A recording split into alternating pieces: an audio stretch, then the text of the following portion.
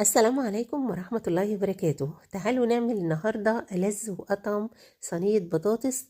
الصينية دي بالتحديد معمولة بطريقة أمي رحمة الله عليها، بسيطة جدا، طعمها مميز وحلوة ومفيش فيها أي تكاليف، لذيذة في منتهى اللذاذة، وهتعمليها في خطوتين اتنين، مش هتاخد منك حاجة، وهتعمليها كمان على البوتاجاز من فوق زي ما احنا شايفين. شكلها روعة، تقديمها خطير، هتخلصيها كده في قعدة وتبارك الرحمن، طعمها تحفة تحفة تحفة لأبعد الحدود. نسمي بالرحمن ونشوف هنعملها ازاي. اول حاجة بجيب البطاطس بتاعتي اقشرها واغسلها كويس وبقطعها ترنشات وبرجع اغسلها تاني. وبعد كده بجيب البصل بتاعي، بحب البصل يبقى كتير شوية، بصلتين كبار كده بقطعهم برضو ترنشات كده، سواء على ايدي او على المبشرة، علشان يطلعوا بقى العصارة بتاعة البصل كده وتدي نكهة حلوة للصينية بتاعتي. بعد كده بقطع قرن فلفل كده اخضر، بيديها ريحة تحفة جدا. ممكن كمان تحطي فلفل حامي لو حابة صينية البطاطس تكون سبايسي. الفراخ بقى مغسولة ومنقوعة كويس جدا وزي القشطة كده، ريحتها ليمون وتحفة جدا. بنبتدي ننزل بيها، بحب انزل بيها كده الاول شكلها مقلوب، ولما تستوي برجع اقلبها على الوش التاني.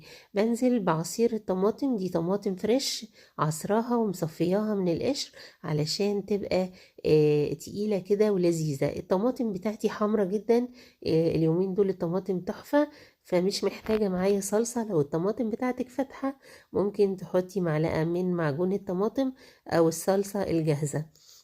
بعد كده بنحط بقى التوابل بتاعتنا. اول حاجة طبعا معلقتين كده اتنين من الزيت، واحنا هنعتمد كمان على الدهون اللي هتنزل من الفراخ بتاعنا. هنبتدي بقى نحط التوابل، سهلة جدا وبسيطة، مفيش فيها اي حاجة خزعبلية. معلقة سمنة كمان مع الزيت، بتدي تست حلو جدا السمنة لصينية البطاطس.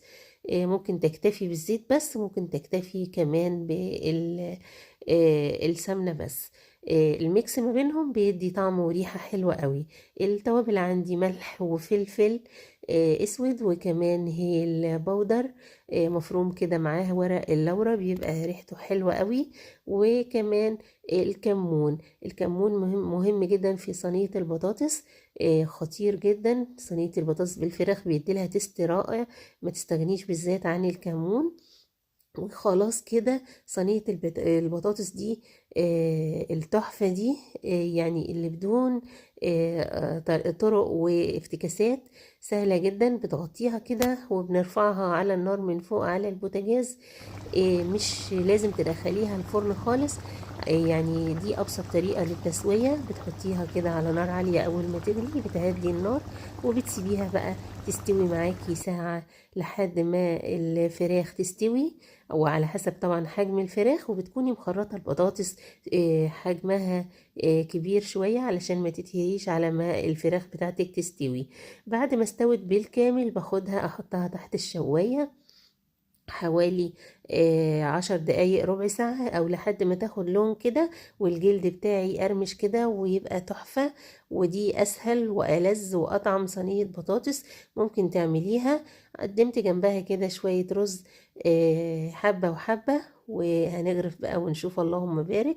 الفراخ بتاعتي مستوية جدا زي ما احنا شايفين، لونها تحفة، ريحتها اخر جمدان. وكمان البطاطس ما شاء الله تبارك الرحمن دايبة دوبان. جربوها واشوفكم على خير ومع السلامة.